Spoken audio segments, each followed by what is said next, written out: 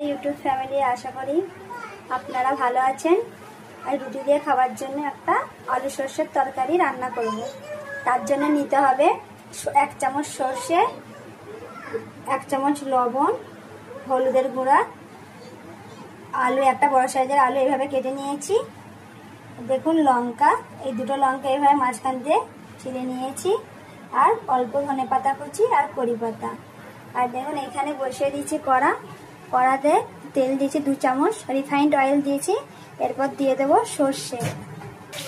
সর্ষে যখন ফাটতে আরম্ভ করবে তখন এইভাবে আলুটা ঢেলে দেবেন। তারপরে ভালোভাবে তেলে নাড়াচাড়া করে কড়ি পাতা আর কাঁচা লঙ্কাটা দিয়ে দেবেন।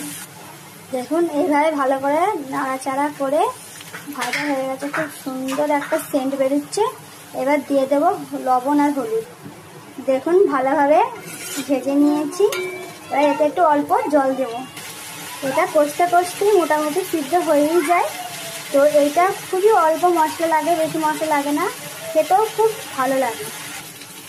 ভালোভাবে কষানো হয়ে গেছে। এবার অল্প জল দিয়ে এটা ঢাকনা চাপাতে সিদ্ধ করে নেবো। হ্যাঁ, যখন জলটা দেবেন তখন আপনারা আপনাদের লবণটা স্বাদ মতো দেখে নেবেন।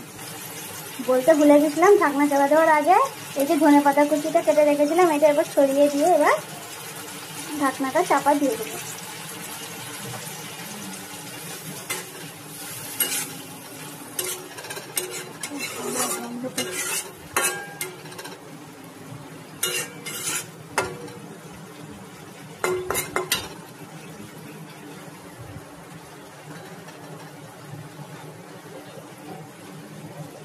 দেখুন আলু সর্ষের তরকারি হয়ে গেছে।